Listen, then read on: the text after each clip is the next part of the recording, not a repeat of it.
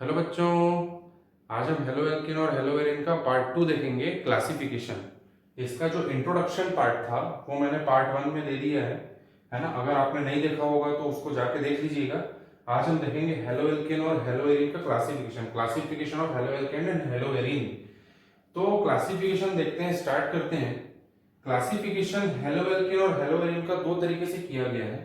सबसे पहले number of halogen atom, ठीक है, based upon number of halogen atom. Classification based upon number of halogen atom, मतलब उसमें कितने हेलोजन एटम प्रेजेंट है, या तो इस बेस पे किया जाएगा, और दूसरा जो है based upon number of C X. ये जो एक्स है यहाँ पे, ये जो है ये हेलोजन है, सी एक्स बॉन्ड, ठीक है। तो classification of halo alkane and hello arene दो तरीके से किया गया है, based upon number of halogen atom and second है based upon number of C X bond, ठीक। अब नंबर ऑफ हेलोजन एटम के बेस पे हम देखेंगे कि जितने हेलोजन जुड़ते जाएंगे उस हिसाब से क्लासिफिकेशन होता जाएगा हेलो एल्केन और हेलो एरिन का। और based upon number of C X bond, इसको दो पार्ट में फिर डिवाइड करते हैं। सबसे पहले कंपाउंड कंटेनिंग sp3 हाइब्रिडाइजेशन और कंपाउंड कंटेनिंग sp2 हाइब्रिडाइजेशन, ठीक। तो हेलो एल्केन और हेलो एरिन का क्लासिफिकेशन देख रहे हैं, जिसमें हेलो एल्केन और हेलो एरिन को हम दो तरीके से क्लासिफाई किए हैं। सबसे पहले तो based upon number of halogen atoms and second is based upon number of C X bond. Based upon number of C X bond को फिर दो पार्ट में डिवाइड किए हैं, compound containing sp3 hybridization and compound containing sp2 hybridization, ठीक है। तो सबसे पहले हम देखते हैं based upon number of halogen atom, ठीक। फिर हम देखेंगे based upon number of C X bond, फिर sp3 हाइब्रिडाइजेशन और sp2 हाइब्रिडाइजेशन। तो सबसे पहले हम देखते हैं based upon number of halogen atom, okay. अब देखते हैं पहला classification, based upon number of halogen atom, halogen परमाणु के आधार पर, ठीक है। तो सबसे पहले तो हेलो एल्केन और हेलो एरिन को हेलोजन एटम के बेस पे कैसे डिवाइड किए हैं। तो सबसे पहले मोनो हेलो एल्केन। मोनो मतलब होता है सिंगल, एक। हेलो हेलोजन और एल्केन तो आप लोग जानते ही हो, CnH2n+2। तो अगर एक हेलोजन कंपाउंड अटैच्ड हो एल्किल ग्रुप से तो वो हो जाएगा मोनो हेलो एल्केन।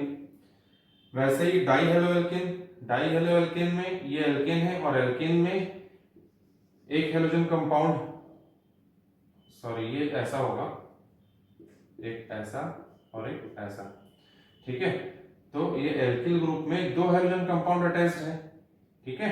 तो ये हो गया, देखो डाई हेलोजन, दो हेलोजन है एल्किल ग्रुप से जुड़े हैं, इसलिए हो गया डाई हेलो एल्केन। यहाँ पे भी यही सेम डाई हेलो एल्केन, दो एल्केन, दो एल्किल ग्रुप है, उसके साथ हेलोजन कंपाउंड जुड़े हुए हैं। अब देखो, अगर दो एल्किल ग्रुप हैं और किसी एक कार्बन एटम से दो हेलोजन कंपाउंड जुड़े हुए होते हैं तो उसको बोलते हैं जैम डाई हैलाइड। क्या बोलते हैं इसको?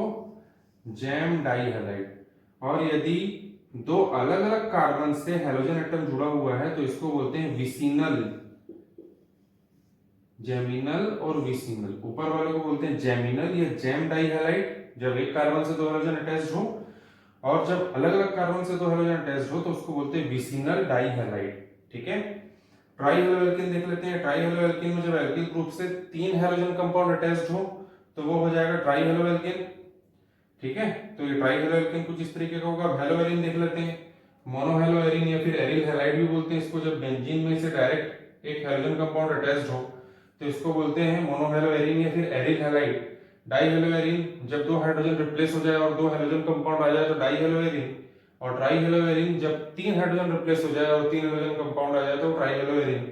ऐसे ही टेट्रा भी होता है, tetra hello Erin, tetra halo alkane. जैसे कि एक एग्जांपल ले लेते हैं टेट्रा हेलो एल्केन का, जैसे CCl4 कार्बन टेट्राक्लोराइड है ना, उसमें कार्बन चार बॉन्ड बनाता है क्योंकि कार्बन की वैलेंसी चार होती है, तो उसमें तीन चार क्लोरीन आके जुड़ जाते हैं, है ना। तो इसमें एक और आ जाएगा टेट्रा हेलो एल्केन, वो क्या हो जाएगा, वो क्या हो जाएगा CCl4, ठीक है। इसका एग्जांपल तो मालूम ही है।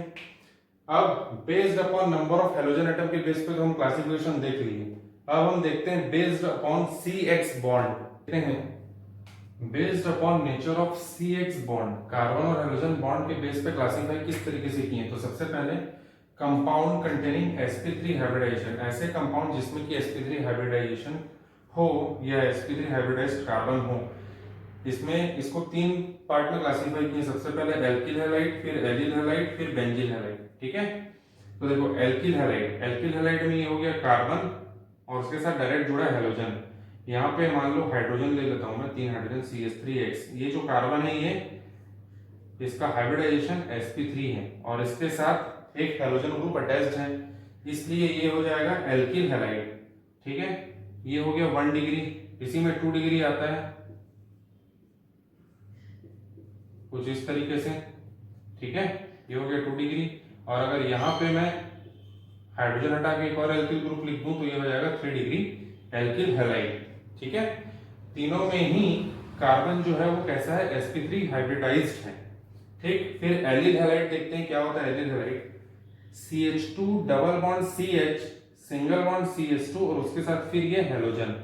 ये जो CH2 है, ये जो कार्बन है, इस कार्बन में भी जो हाइब्रिडाइजेशन है वो कैसा है, sp3 हाइब्रिडाइजेशन और इसके साथ जुड़ा है हैलोजन कंपाउंड। जब भी किसी डबल बॉन्ड के बाद वाले कार्बन में, जब कार्बन और कार्बन के बीच डबल बॉन्ड हो और उसके बाद जब तीसरा कार्बन आया और तीसरे कार्बन से अगर कोई हैलोजन कंपाउंड अटैच्ड है, ठीक है, कार्बन कार्बन डबल बॉन्ड के बाद जो कार्बन आए और अगर उससे कोई हैलोजन अटैच्ड है तो उसको हम बोलते हैं एलिल, उसे हम बोलते हैं एलिल हैलाइड। जैसे कि अगर रिंग में देख लें तो ये देखो, ये डबल बॉन्ड दिख रहा है, साइक्लिक कंपाउंड में डबल बॉन्ड के बाद ये जो कार्बन है, यहाँ पे एक कार्बन, यहाँ एक कार्बन और यहाँ एक कार्बन। यहाँ देखो सब जगह कार्बन है। अब ये कार्बन कार्बन के बीच डबल बॉन्ड के बीच सिंगल बॉन्ड, यहाँ पे कार्बन है, इस कार्बन से जुड़ा है हैलोजन, तो ये भी हो जाएगा एलिल हैलाइड। अब हम देखते हैं बेंजील हैलाइड। बेंजील हैलाइड में क्या होता है, बेंजीन होता है, बेंजीन रिंग, बेंजीन रिंग से एक एल्किल ग्रुप अटैच्ड होता है और उस एल्किल ग्रुप से एक हैलोजन अटैच्ड होता है, तो इसको हम बोलते हैं बेंजील हैलाइड। तो कंपाउंड कंटेनिंग sp3 हाइब्रिडाइजेशन को हम 3 पार्ट में डिवाइड किए हैं, एल्किल हैलाइड, एलिल हैलाइड और बेंजील हैलाइड। अब हम देखते हैं कंपाउंड कंटेनिंग sp2 हाइब्रिडाइजेशन।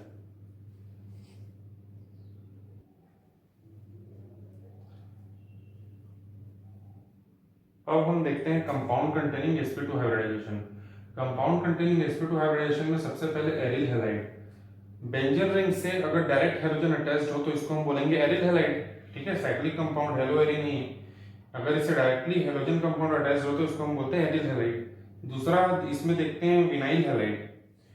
इसमें क्या होता है, CH2 डबल बॉन्ड CH, उसके बाद इससे एक हैलोजन कंपाउंड अटैच्ड हो जाएगा। ठीक है, कार्बन कार्बन डबल बॉन्ड के बाद उसी कार्बन से अगर हैलोजन कंपाउंड अटैच्ड है तो इसको हम बोलेंगे विनाइल हैलाइड।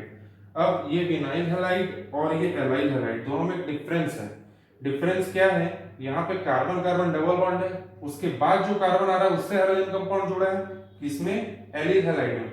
लेकिन विनाइल हैलाइड में कार्बन कार्बन डबल बॉन्ड के बाद, है ना, मतलब जिस कार्बन में डबल बॉन्ड है उसी कार्बन से हैलोजन कंपाउंड जुड़ा है, और इसमें जिस कार्बन में डबल बॉन्ड है उससे हैलोजन कंपाउंड नहीं जुड़ा है, हैलोजन नहीं जुड़ा हुआ है, जबकि उसके नेक्स्ट कार्बन से हैलोजन जुड़ा हुआ है। तो ये चीज ध्यान रखना विनाइल और एलिल हैलाइड में। ठीक है, तो ये हमारा क्लासिफिकेशन कंप्लीट हो गया। अब इस क्लासिफिकेशन के ओवरव्यू देख लेते हैं कि क्लासिफिकेशन में क्या क्या चीजें हमने पढ़ी। अब हम देख लेते हैं कि हमने क्लासिफिकेशन में क्या क्या पढ़ा। तो क्लासिफिकेशन ऑफ हेलो एल्केन और हेलो एरिन में हमने पढ़ा सबसे पहले तो हेलो एल्केन और हेलो एरिन को हम 2 पार्ट में क्लासिफाई किए, बेस्ड अपॉन हेलोजन एटम और based upon carbon halogen bond. ठीक है, 2 बेस पे हम इसको क्लासिफाई कर दिए। अब बेस्ड अपॉन हेलोजन एटम को फिर हम अगर इसमें हेलो एल्केन ले और हेलो एरिन ले अलग अलग, तो हेलो एल्केन को हम mono halo alkane, di halo alkene, try halo alkane और टेट्रा हेलो एल्केन पढ़े। मोनो हेलो एल्केन को एल्किल हैलाइड भी बोलते हैं। डाई हेलो एल्केन में हमने देखा कि इसमें जैम और विसिनल डाई हैलाइड होते हैं। ठीक है, अगर एक कार्बन में हैलोजन 2 हैलोजन जुड़े हैं तो जैम, और 2 अलग अलग कार्बन में हैलोजन जुड़े हैं तो विसिनल। फिर इसी तरह हेलो एरिन में आ जाते हैं तो मोनो हेलो एरिन, जिसको एरिल हैलाइड भी बोलते हैं। इसमें डाई हेलो एरिन भी आता है, ट्राई हेलो एरिन भी आता है। ठीक है, टेट्रा हेलो एरिन, ऐसा करके आगे चलते जाएंगे। फिर based upon carbon halogen bond. अब कार्बन हेलोजन बॉन्ड के बेस पे हम क्लासिफिकेशन 2 तरीके से करते हैं। सबसे पहले तो कंपाउंड कंटेनिंग sp3 हाइब्रिडाइजेशन। ठीक है, ऐसा कंपाउंड जिसमें कि sp3 हाइब्रिडाइजेशन हो, और दूसरा compound containing sp2 hybridisation. sp3 hybridisation में क्या हो जाएगा, इसमें आ जाएगा 3 टाइप के, 3 तरीके से हम इसको क्लासिफाई कर सकते हैं। सबसे पहला एल्किल हैलाइड, फिर एलिल हैलाइड, फिर बेंजील हैलाइड। ठीक है, एल्किल हैलाइड तो जानते ही हो, ये एल्किल हैलाइड मोनोहैलोएल्केन। एलिल हैलाइड में बताया था CH2 डबल बॉन्ड CH, उसके बाद जो कार्बन आएगा उसमें अगर हैलोजन जुड़ा हो तो उसको हम बोलते हैं एलिल हैलाइड। मतलब जिस कार्बन कार्बन पे डबल बॉन्ड है उसके बाद वाले कार्बन पे हैलोजन जुड़ा हुआ होना चाहिए। फिर बेंजील हैलाइड, ठीक है, इसमें बेंजीन रिंग से हैलोजन जुड़ा हुआ होता है, बेंजील हैलाइड। ठीक, बेंजीन रिंग से जो कार्बन एटम होता है उससे हैलोजन जुड़ा होता है। उसके बाद compound containing sp2 hybridization, alkyl, allyl और बेंजील तीनों में sp3 और sp2 वाला में एरिल और विनाइल आ जाएगा। एरिल हैलाइड, ठीक है, एरिल हैलाइड जो कि मोनोहैलोएरिन ही है, एरिल हैलाइड। और विनाइल हैलाइड में बताया था carbon double bond carbon CH double bond CH और उसमें एक हैलोजन जोड़ दो, है ना, मतलब इसमें डबल बॉन्ड वाले कार्बन में हैलोजन अटैच्ड होता है। लेकिन एलिल हैलाइड में क्या होता है, डबल बॉन्ड वाले कार्बन के बाद जो कार्बन होता है उसमें हैलोजन कंपाउंड अटैच्ड होता है। तो ये था हमारे हैलोएल्केन और हैलोएरीन की क्लासिफिकेशन का ओवरव्यू। तो होप आप लोग को लेक्चर पसंद आया होगा, तो वीडियो को लाइक करें, शेयर करें और सब्सक्राइब करें।